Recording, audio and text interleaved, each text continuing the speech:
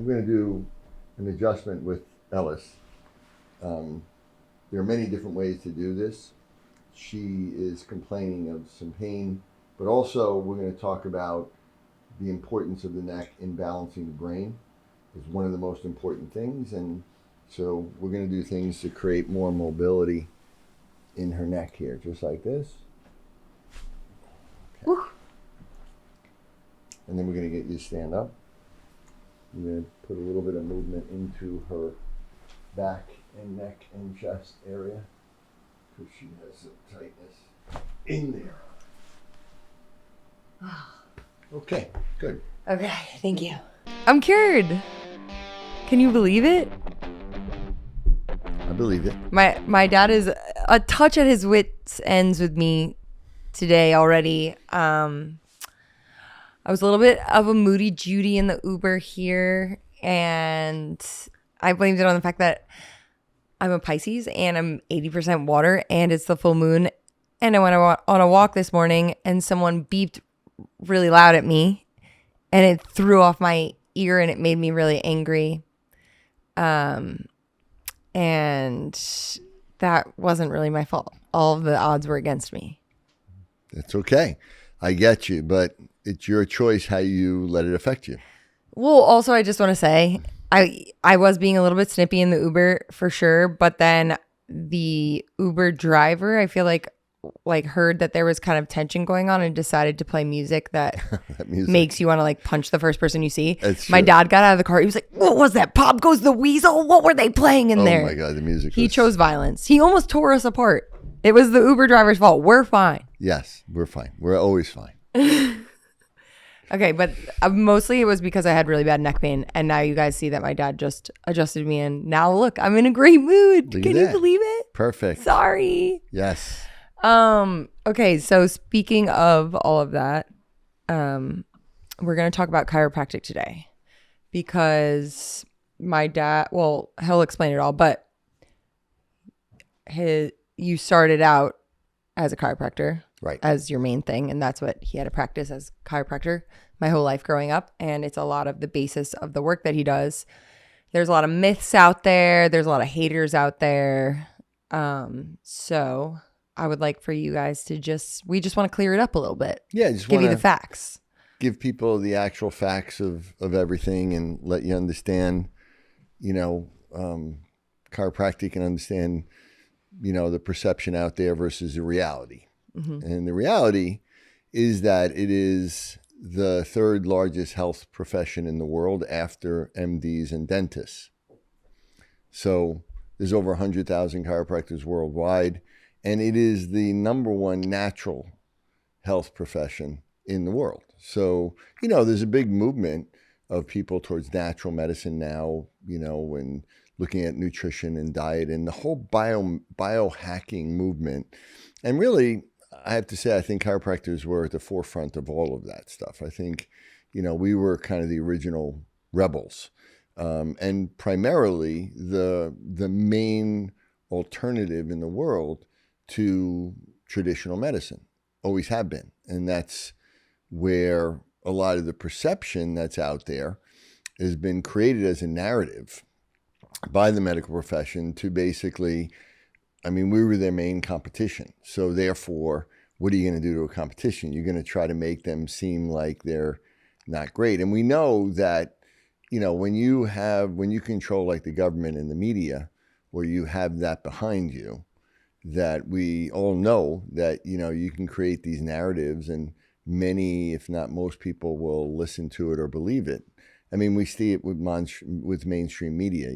They create certain narratives where they have certain biases and that's what they, talk about. So I think that, and even there was a pretty big trial called the Wilk trial that was in the 1980s where chiropractic professions sued the AMA for antitrust laws.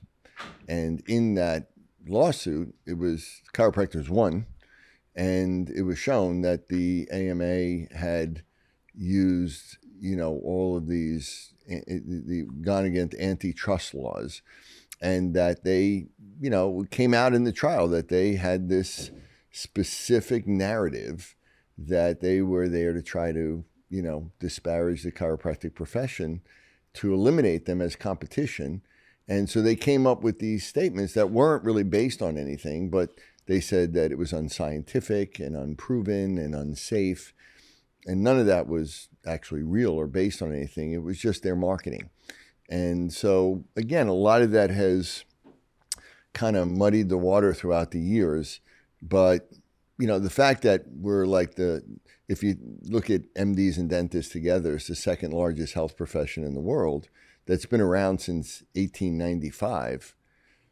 People aren't stupid, and it's been growing and steadily growing. And so obviously there's some benefit to it. There's something to be said about it. So people, I think, need to understand the basic philosophy and all of that and how it relates to the brain, how it relates to what I do, and how there is this natural evolution. Most people think that chiropractors just work with back pain and with the spine. Yeah. And that's not actually the foundation. Chiropractic was a holistic medicine practice, meaning it was a natural form of medicine for everything, for your body, for your health. And that, chiropractors were one of the first people to really use nutrition and diet, as a lot of healthcare practitioners did in the past, because remember, in the late 1800s, there wasn't any medication. It was only, herbal medicine or, medicines that were practiced in indigenous peoples, and there was naturopathy, there was herbal medicine, there was chiropractic, there was a lot of that. And even in traditional medicine at the time, they were using really herbal medicines and things like that. It was when the time when chiropractic developed, it was really looked at as a healthcare model.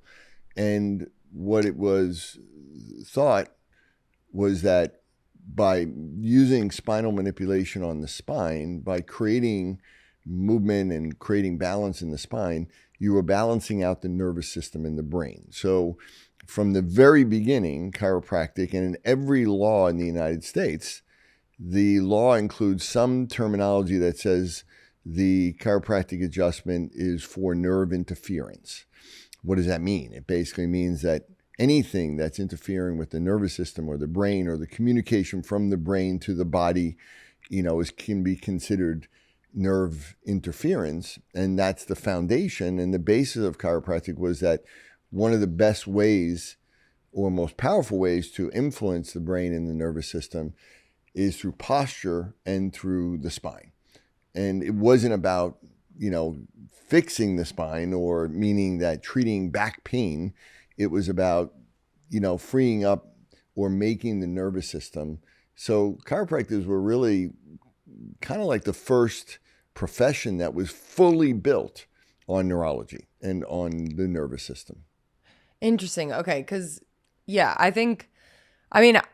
I feel like there's people all the time that will just like randomly say things without any basis because they hear something and they just repeat it, which is why we made this podcast to begin with. Yes. for so many different topics. But I just feel like over the years I've been like, oh yeah, my family's in chiropractic, and they're like, chiropractors, that's not real, or they this whatever, and I'm just like, okay, why? And then like no one really has an answer. It's like something that they heard on a podcast once, and it just is really interesting because there's also something you've pointed out, and I don't want to go like on to different topics. I know that you'll probably guide us in a certain way about this, but I do always think about how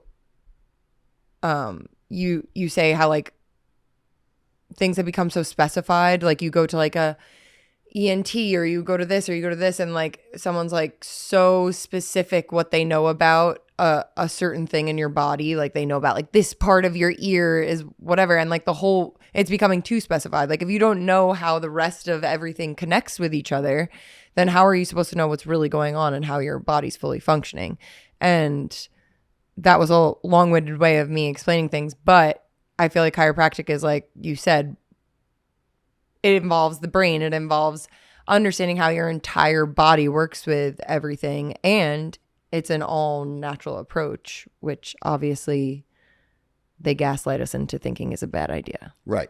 And that's the whole thing. It's this holistic approach to the body and the health. Holistic. Holistic. God, where was that word when I was talking?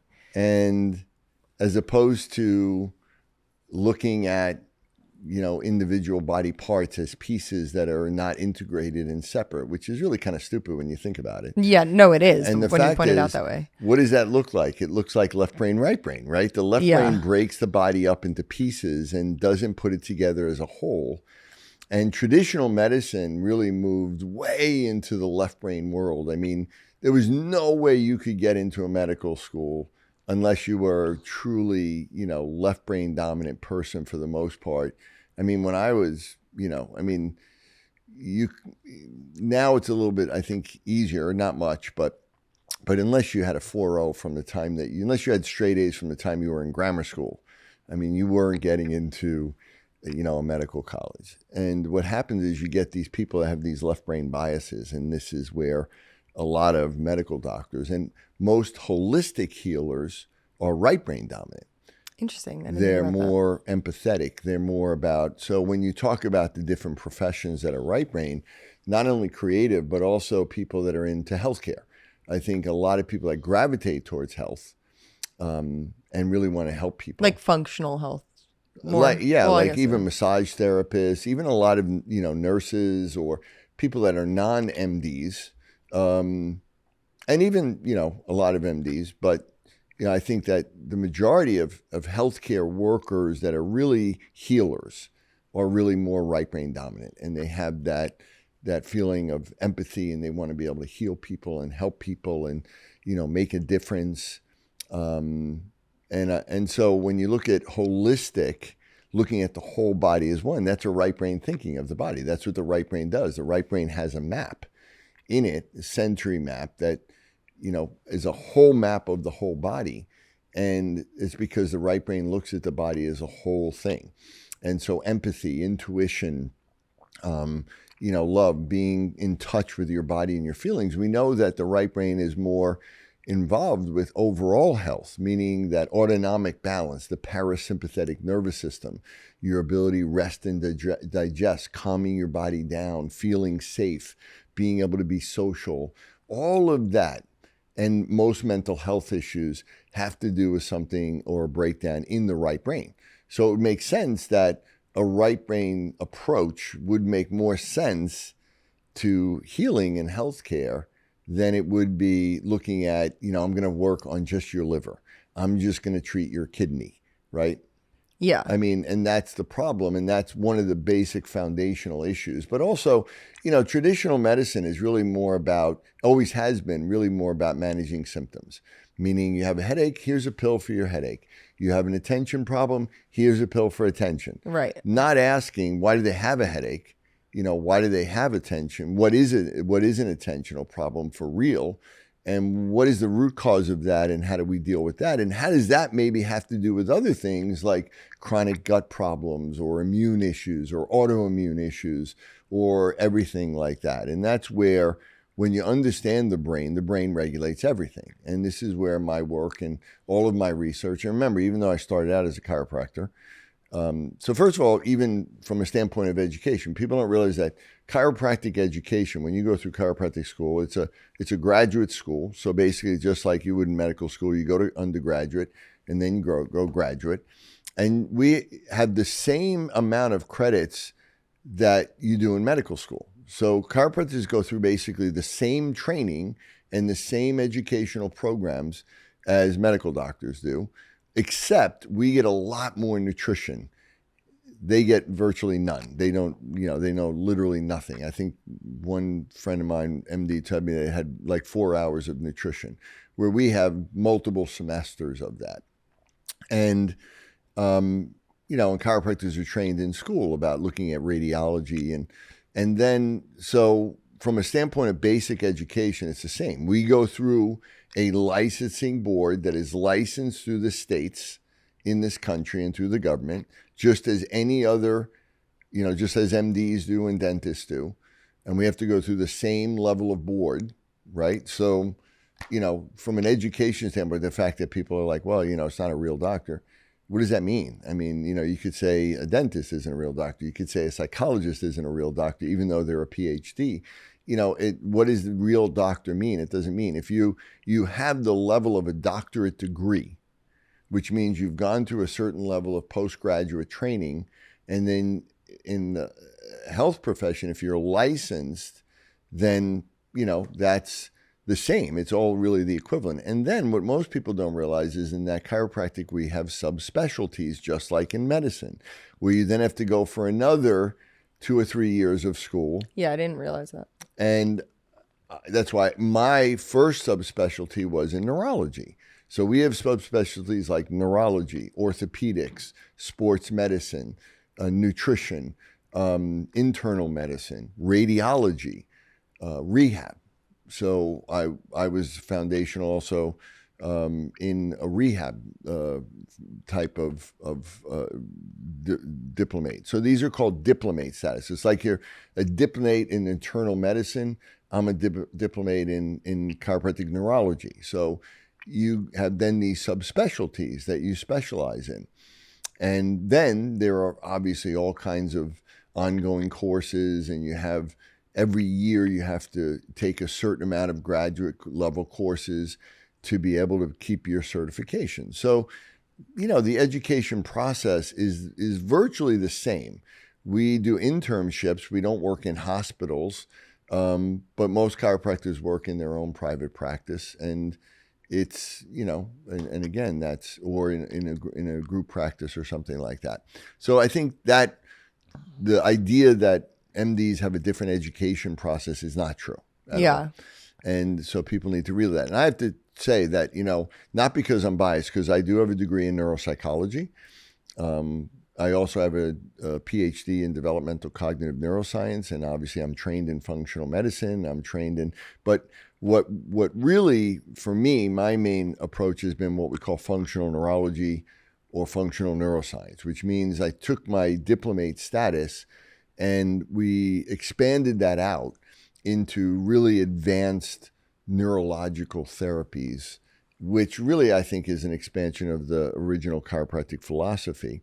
And so that's I think what people need to understand when we're talking about what we do, and is how does it relate to the work that we're talking about and that I'm talking about here. But I lecture all over the world. I've lectured at some of the biggest medical conferences with some Nobel Prize winning scientists and things like that. And I've lectured to any lecture I do, I have MDs, I have physical therapists, occupational therapists, psychologists, psychiatrists, MDs, neurologists. And I have to say that of all of the people and the students that I lecture to now, I have to say that the chiropractors, especially those that are into functional neurology, neuroscience, and functional medicine, are probably the most advanced from a knowledge standpoint and from an innovation standpoint of all of the students. I mean, they know their stuff. And to me, they're the brightest of the bunch. So, well, yeah, because I want to point out that I feel like when I have told people over the years that you're a functional neurologist, in my head, that's, like you have a basis in chiropractic. And I feel like that was like a given that people would know that. But why would they know that unless their dad was a functional neurologist? Right. But I feel like there's a big movement towards functional medicine right now. And I feel like people are like, oh, well, I finally just went to a functional doctor. Like I've been hearing so many people recently being like, well, now I'm going to a functional medicine doctor, because I think, there's just a lot coming out now about what we've been told and what's actually good for us. So, yeah. But I don't know that people realize that chiropractic is one of like the maybe earliest forms of that or. Yeah, so the idea of functional medicine really came about in like the 80s. And it grew out of the fact that, again, traditional medicine was primarily for symptom management and acute care and life-saving measurements, meaning that, if somebody needed emergency surgery, or, they cut off their arm, or they needed stitches, Classic. Broke their leg, something like that. But what was happening in the 80s and beyond was that most people were struggling with chronic health illnesses, meaning not infectious disease. Infectious disease was very minimal. Even now, very few people, even though we have this whole thing over COVID and everything, infectious disease is not anywhere near it's a very small amount of what people die from. Most people die, and it was seen that they were dying from things like heart disease and cancer and diabetes and chronic health issues. And chronic health issues also started to include chronic mental health issues. So like suicides were a major cause of death, and people were struggling more with things like depression, anxiety, and attention problems. So that was all coming out in the 80s, and it was more and more noticed that traditional medicine didn't deal with those things. They didn't have a mechanism to do that, and that, drugs really didn't deal with the root cause. And so there was a movement with a guy, primarily, his name was Jeff Bland, really bright guy, still around today, more of a biochemist. And so this is like a more advanced nutrition approach, like really looking at nutrition, looking at blood tests and lab testing, not to just look for, obvious things, but to really look at what was normal, meaning what was the normal level of your vitamins, what was the normal level of certain enzymes in your body, and, was there an optimal range that your biochemistry should be into that we could look at, even if you didn't have symptoms, or if you did have symptoms, to look and say, well, this is the root cause of those symptoms, or this is the biochemical root cause of the symptoms, because functional medicine really didn't know, and still doesn't know, anything about neurology or the brain or the nervous system and its role. So functional medicine meant, traditional medicine was really acute care, whereas chronic illnesses, which is what the vast majority of people were suffering and struggling with, had to do with looking at measuring functions of different, biochemical markers and other things in the body, and then trying to use more natural approaches of supplements and things like that, but even some medications to try to get that into a normal range. And so that's where the idea of functional medicine started. And in the beginning, almost all of the functional medicine people that were doing that were chiropractors. I mean, because that was already an extension of our philosophy, because chiropractors were already thinking like that. We were already doing that. That had been kind of like the basis of our profession.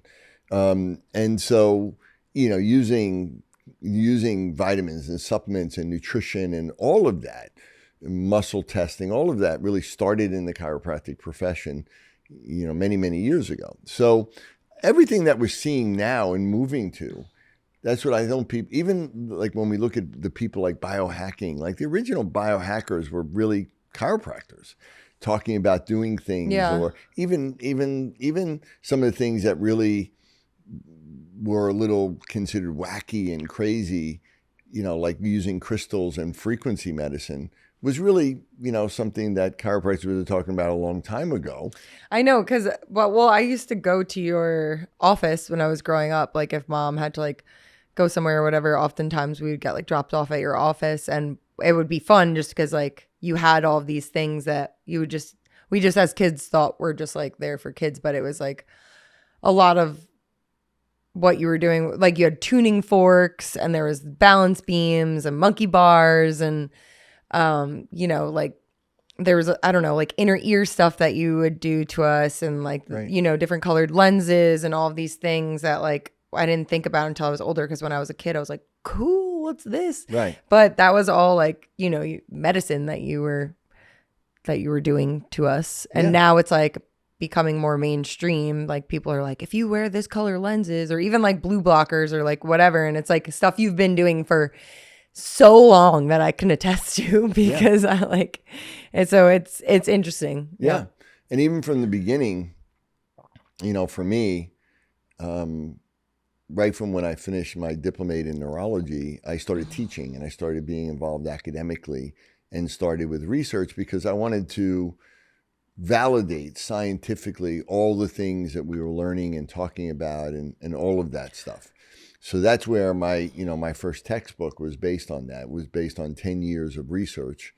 And I came out with a book called Neurobehavioral Disorders of Childhood and Evolutionary Perspective with my research partner, Jerry Leisman. A very easy, title. Yeah, it was over 4,000 scientific references. And what was really cool about it was, it was kind of the evolution. A lot of people will say to me, you're a chiropractor. They work with back pain. What does that have to do with the brain and ADHD? And again, it just is people. Wake up, people. People not really understanding. So one of the things in that book we started, and the reason why it's from an evolutionary perspective is because one of the things we know is when you look at evolution, one of the main things that makes humans unique, the two things that are linked together without a doubt, is a big brain and standing upright, meaning that our upright posture is directly related to the brain we have. Mm-hmm.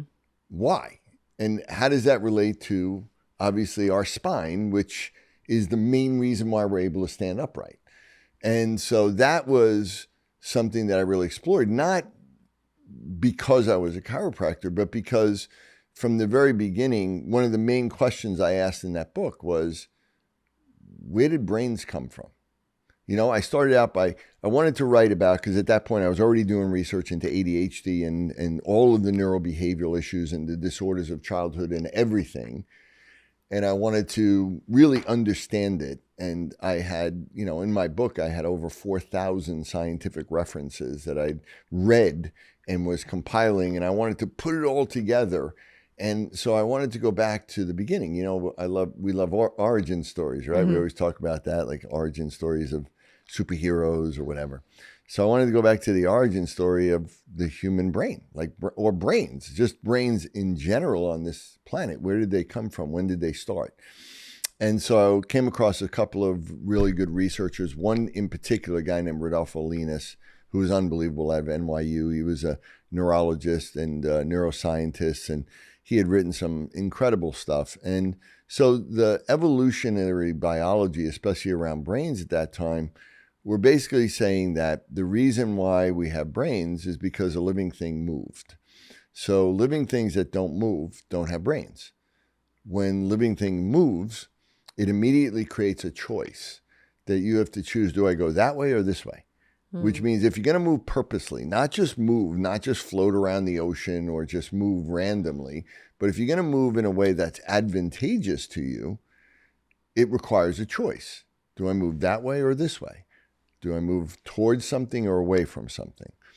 And so from that means that from the very beginning, you have to be able to make a prediction of which choice is better before you make the choice. Yeah. And that requires a brain. It's predictive. And that's one of the main things about the brain and the human brain, and especially our prefrontal cortex.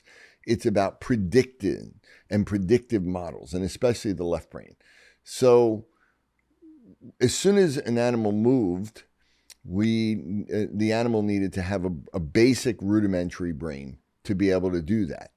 And so movement, there's a saying in neuroscience, simple movement, simple brain. Complex movement, complex brains. So the most complex movement that's ever been developed of any animal on this planet is bipedalism, standing upright. And we have the most complex brain. And really the most complex movement of all is speech. And that comes from that same thing, right? No other animal speaks really like we do. Interesting. And so why is that? Like, what was the difference between early hominids, which I've done a lot of research and I've published on this, between the early, precursors of humans or early hominids.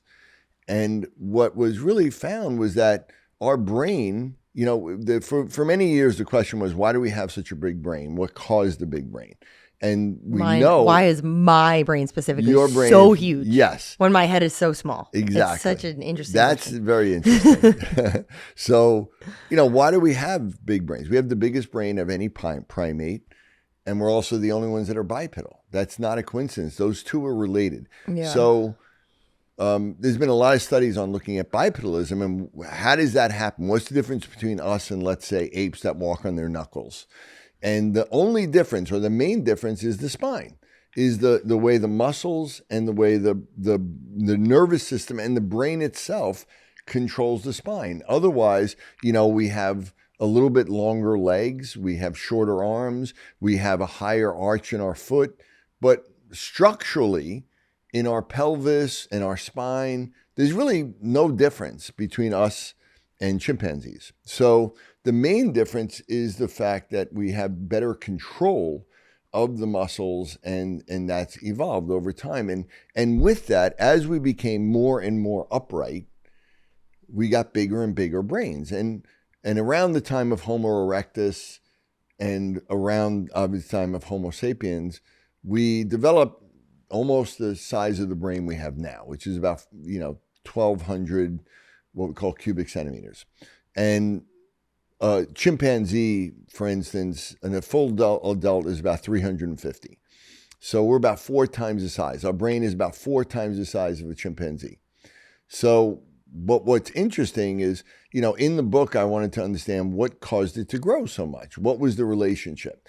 And so what we know is that what stimulates the brain, 90 to 95% of all of the stimulation that goes to the brain on a regular basis is from our muscles.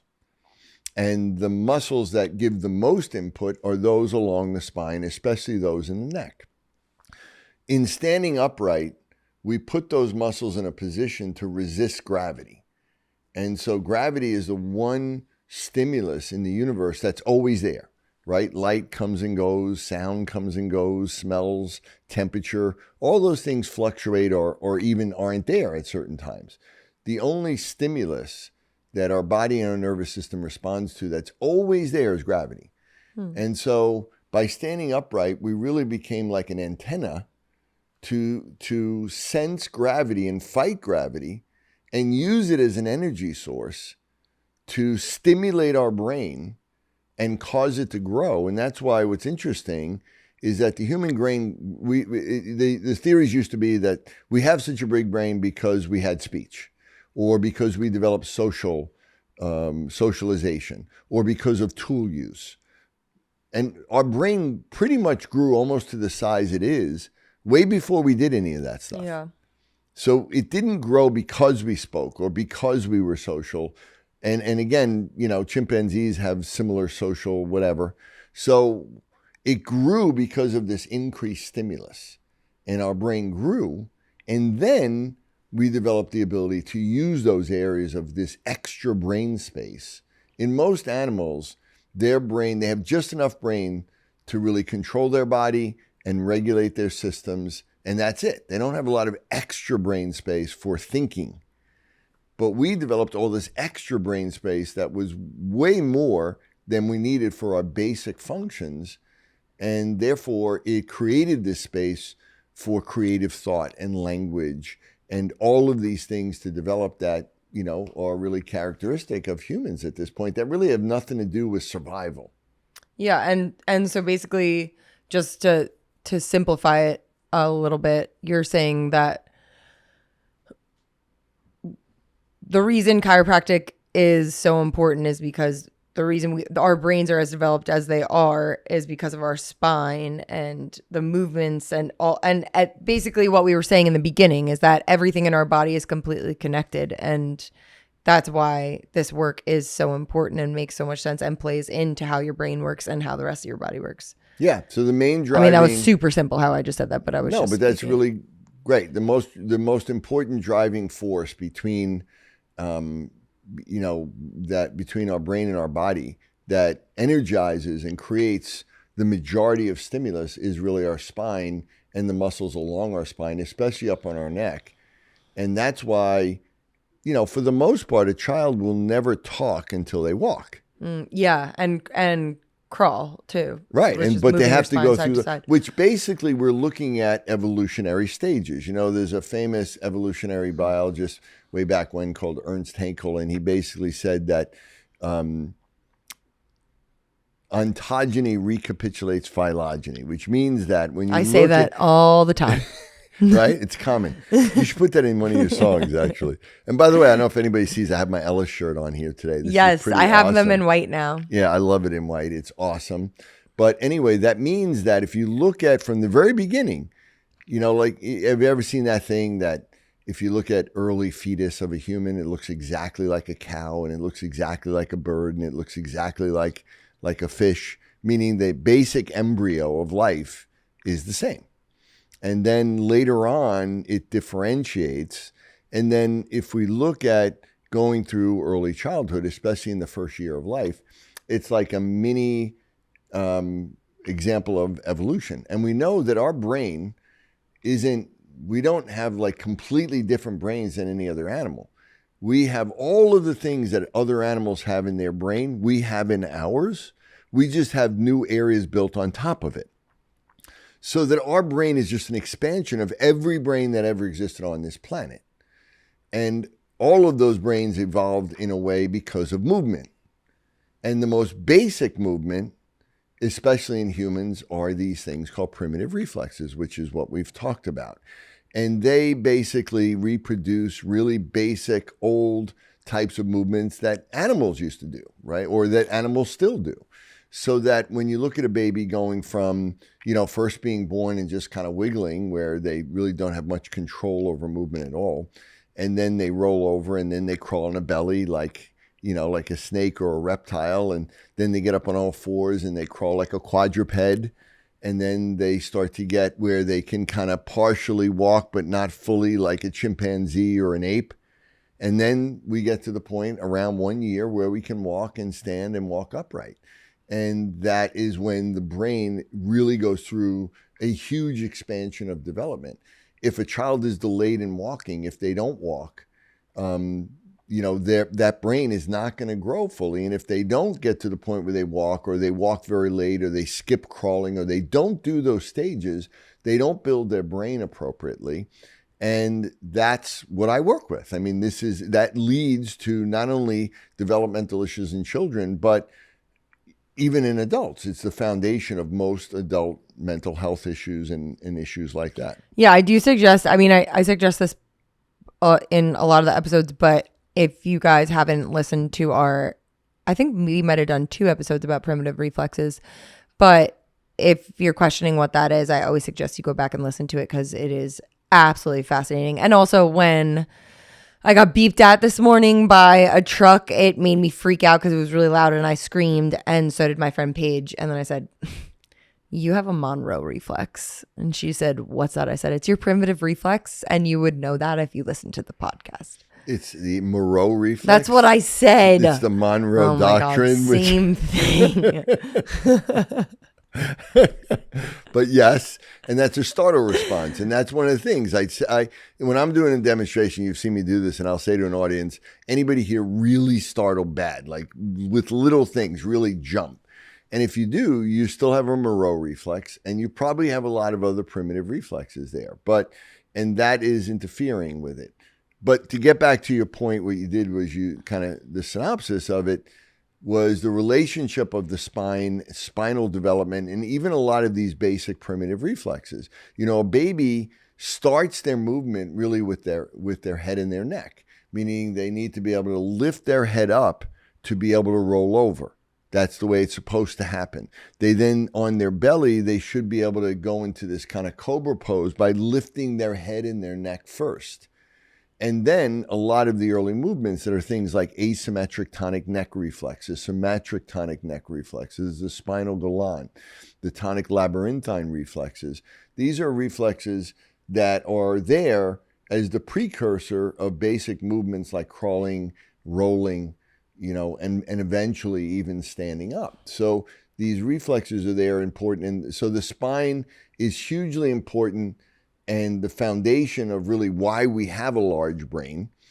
And it also is the main ongoing stimulus, and the spine can get out of balance, and very easily. If it's out of balance, since it's the main source of input to the brain, it can create imbalances, especially in the neck. So if you have a head tilt or a rotation or a body tilt, I'm You fixing my have posture this whole time. asymmetry. We've talked about that, facial asymmetry, but if you have a postural asymmetry, and if that's there from early on, that's going to create an imbalance, literally create an imbalance in your brain. And so one of the most foundational things to creating imbalances in the brain is early on if there's an imbalance in your spine, and that's what chiropractors address. If there are imbalances in spine and spinal vertebra and in muscles, adjustments are designed to create balance in the spine, in the body, in the muscles, and that is to create balance in the brain and the nervous system. Yeah. And so that's the foundation of it. Well, I mean, and everything you're saying, like listening to the way you're saying it, I'm like, okay, all of that makes perfect sense to me. But obviously, there's also always going to be, and you and Ty, my younger brother Ty, is a chiropractor and works with my dad, so he's like following in his footsteps the same way. But like they both always say, like, there's always going to be good people and bad people in every field, and like there's, I'm sure there are plenty of chiropractors that don't know how to explain that, and that's their fault for not maybe being good at what they do. But in any field, there's people that are, there are lawyers that are terrible at being lawyers. You know what I mean? Like there's always going to be people that aren't good at what they do, but that shouldn't take away from what it is, which is a very, very, very important thing. Yes, and one of the biggest and most respected healthcare professions in the world, and really the only alternative to traditional medicine, primarily. Yeah. So, I know there was like an episode with Joe Rogan where he was questioning chiropractors, and I actually kind of love Joe Rogan, and I think that he would love you, and you guys would have an amazing conversation. So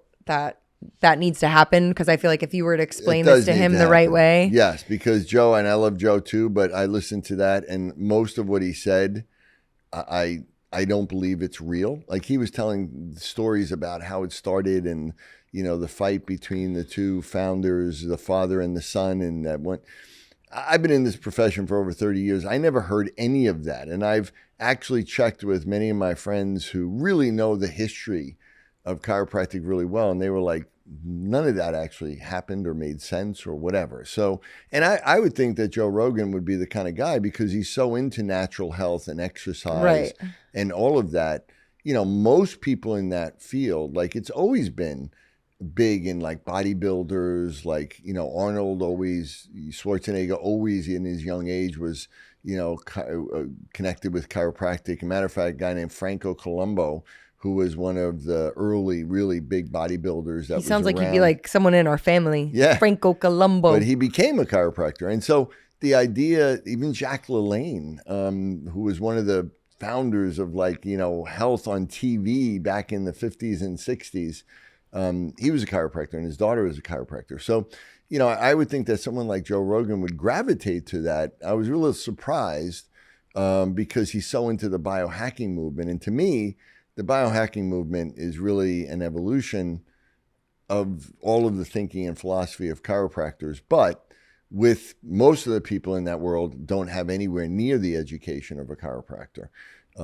So yeah, I think that, that I would like to go on Joe Rogan's show, and for many reasons, but obviously to help clear that up. And well, you've been spoken about on his show before, yes, in a very positive light, but yeah, I think you guys would have like an amazing conversation. Yeah. And also, the safety and acceptance, there was maybe 15, 20 years ago, there was a study done, and I think it's only even equally as true now, maybe even more so, where at that time, they did a survey of visits to healthcare practitioners in the United States, meaning looking at people, did you go to a healthcare practitioner, and who was it?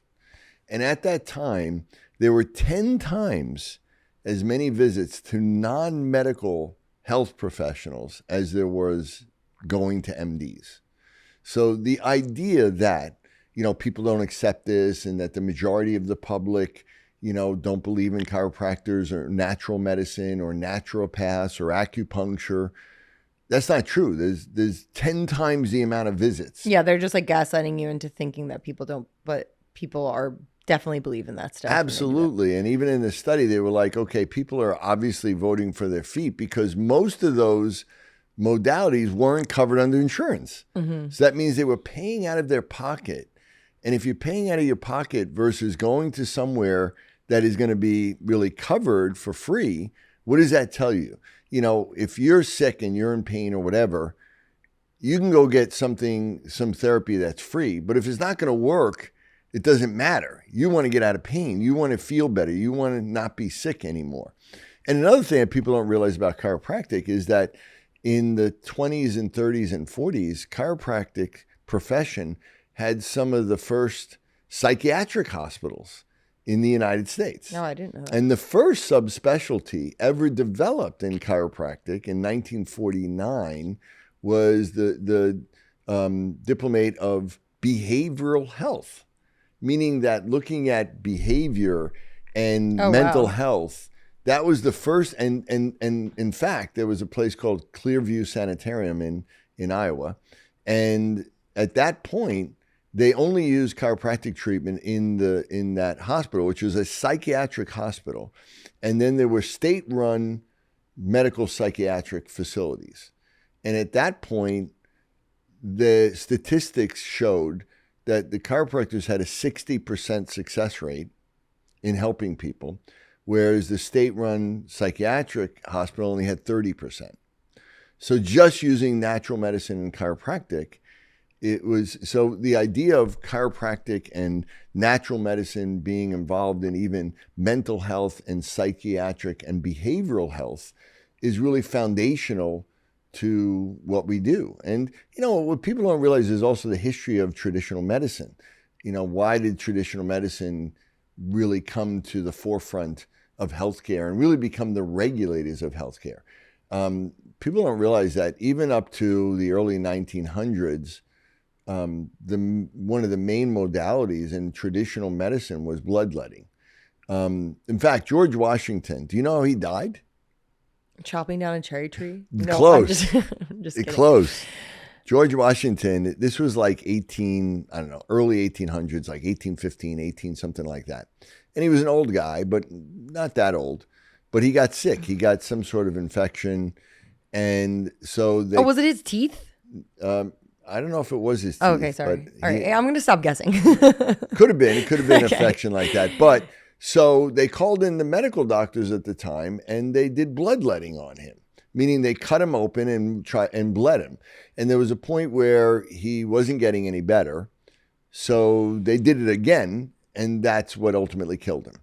So when we think about traditional medicine, in the 1800s, when chiropractic developed and other professions like osteopathy and naturopathy, I mean, you know, most of the medicines were herbal medicines or physical medicine like manipulation. The use of manipulation goes back actually to the ancient Greeks, and that they had separate places where they would do manipulation, spinal manipulation, and they would do things like they would put people in a barrel of water with electric eels and like shock them. So like electrical medicine. Oh my gosh. And they even, you know, back then, Greeks and Egyptians and even ancient Hindus would use like color and frequency, you know, sound frequencies and colors. This was the basis of healthcare. And you know, so the idea of using these chemicals really came about in large part because J.D. Rockefeller, who is basically the richest man in the world, he's like the first world billionaire, the equivalent of money he had now. We think of Elon Musk and Bezos, you know, having like 200 billion as 300 billion is like crazy.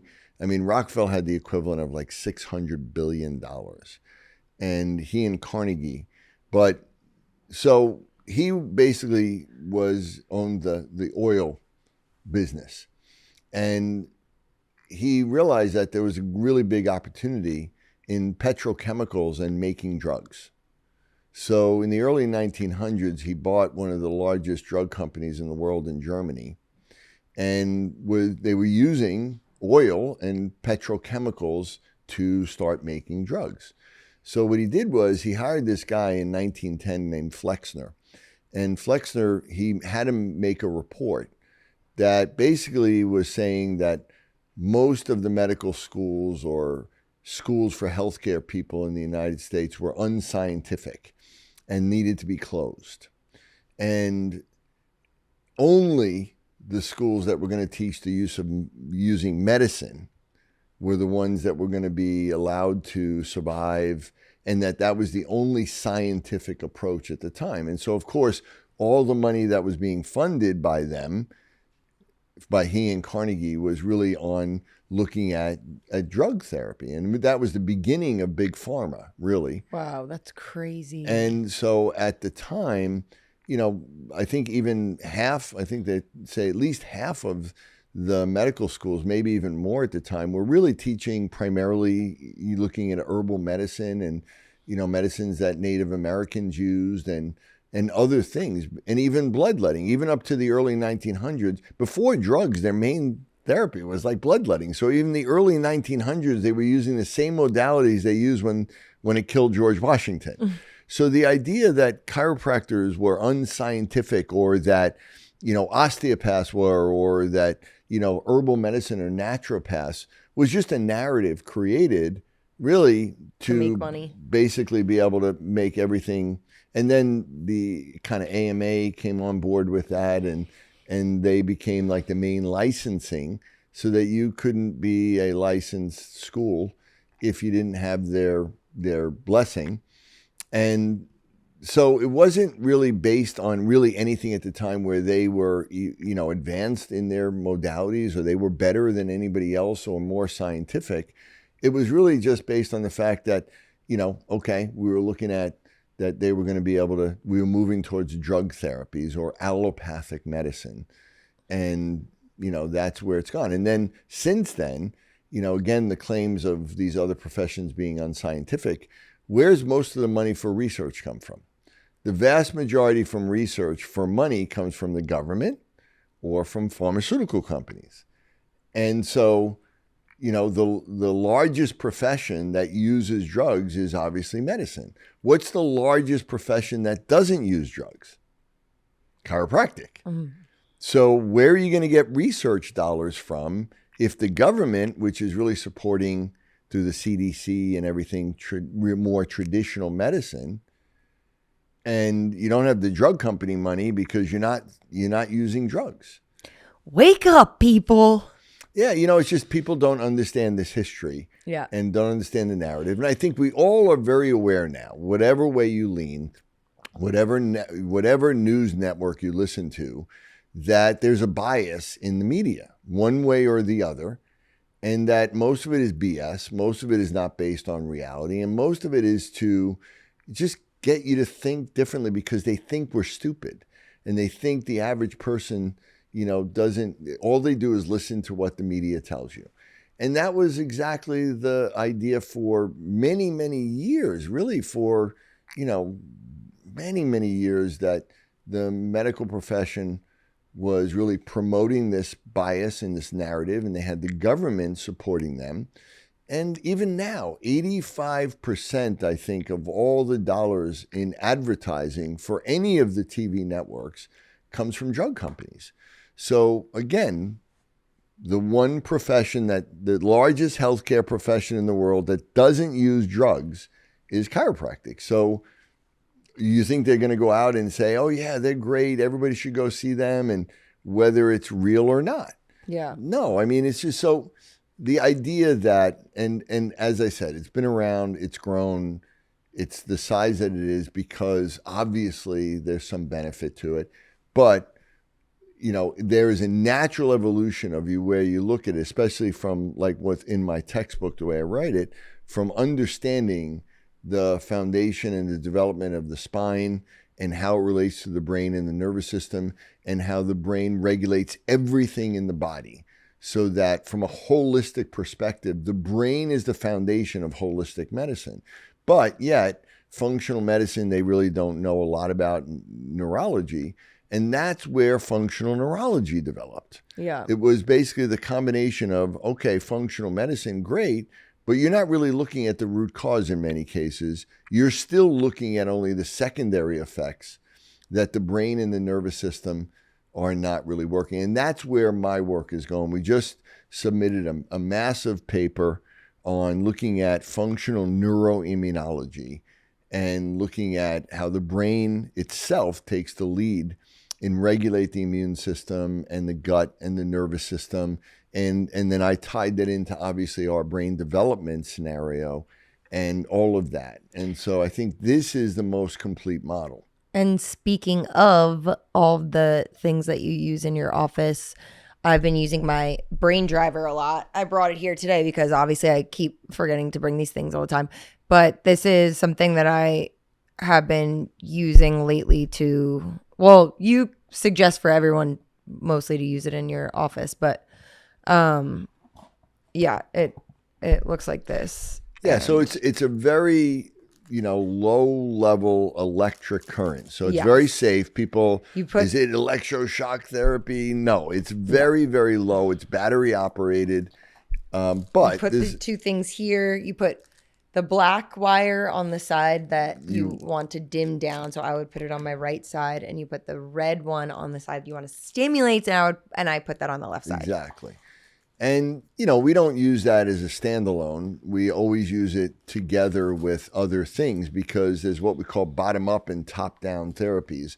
Bottom-up means we're starting with the foundations of how the brain is built, like in the brainstem, and that's where movement and primitive reflexes and, basic sensory modalities help to build the brain. But once the brain is built, and if it's out of balance, we want to be able to directly do that at the same time. And so that's where, the transcranial direct current is really built that way. But a lot of people don't understand how to use it that way. But it is natural for balancing the brain because it has a black, what's called cathode, and that causes the brain cells to be less active under that. So it takes it away from firing in a gentle way. It just shifts the brain cells under where you place it, so you can place it in very specific spots. And then the other side does the opposite. It raises it up and makes it more active or more stimulated. So it literally can create balance while we're doing everything. And it's great because you can use it then with the glasses. You can use it with something like a TENS unit. You can use it with vibration. You can use it with smell. You can use it with all these other modalities that can also help shift different areas of the brain, activate one side and inhibit the other. But that's one of the few things. So when you activate one side of the brain, you're naturally going to bring the other side down because there's always this natural balance.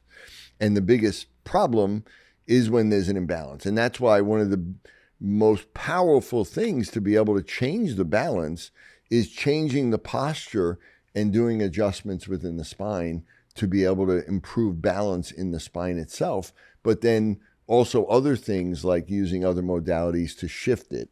And that's ultimately what we're trying to do. The smoothest full circle I've ever seen in my life. There you go. Wow, you really brought it home right there. Well, because it's all in that context. And I tell people, honestly, with all the things and all the research and everything I know, if there was one modality that I could use to change the brain and to create balance, it would be a chiropractic adjustment, especially to the neck. That's crazy. Which is what we did in the beginning with you. Yes. And look, now I'm perfect, guys. And so, I think that it is an important modality. And it's very safe, by the way. I mean, it's incredibly safe. It's much safer than most drugs are, to be honest. And so it's, it is something that I think people need to be more open to it. Don't listen to what's out there in the media, get your own ideas about it. And, I think, again, understand that there's a lot of bias and misinformation out there. And it is something that can be extremely helpful. Now, again, most chiropractors don't know the brain or the nervous system the way I do. That's why functional neurology or people that are trained in that have that kind of level. And even a lot of the people in the functional neurology world don't understand brain development or understand the whole balancing of the hemispheres as well as they should. And a lot of chiropractors do actually work with back pain and neck pain and that type of thing. And that's fine if that's what they want to do. But that's not the foundation of what it was formed. And when you're adjusting the spine and doing it, you are affecting the brain and you are affecting the whole body. And so that's really a lot of the effects that people are going to get. So if things shift in your body and your gut pain goes away, or your vision gets better, or your hearing gets better. And that's how chiropractic was founded. A guy named D.D. Palmer, he did an adjustment. He was experimenting with manipulation and spinal manipulation. And there was this guy who was deaf. He was a janitor in his building. And he had said that he lost his hearing around the time when he felt a pop in his spine. And so this guy, D.D. Palmer, said, well, I'm doing manipulation with the spine. And he pushed down and adjusted it and heard a pop in that area that was tender, and the guy's hearing came back. So if you're changing someone's hearing from adjusting the spine, it means you're altering their ability to perceive the world and the reality, which means you're changing their brain. So right from the first adjustment, because he didn't adjust like the neck and it freed up a nerve for him to hear. He adjusted his spine and then the guy could hear, which means that he altered the brain's ability to perceive reality and perceive sound and environment. And that's the way it was founded. So from the very beginning, I look at that and say from the very beginning, that first adjustment altered brain function in a big, big way. Wow. Okay. Yeah. See, this is why I wanted to do this episode, because I knew you'd just drop some knowledge on us. Okay. Yeah. I think that was great information. I'm sure people will have many questions. If you're interested in what I said about the brain driver, you can find it on my dad's website or on the Right Brain podcast website. And yeah, I think that was enough information for today, but I think that'll probably clear things up for a lot of people, especially Joe Rogan. Hey, Joe, let's talk about it, buddy. Yeah. Okay. Well, great. Until next time. I love you, honey. Love you too, Dad. Bye.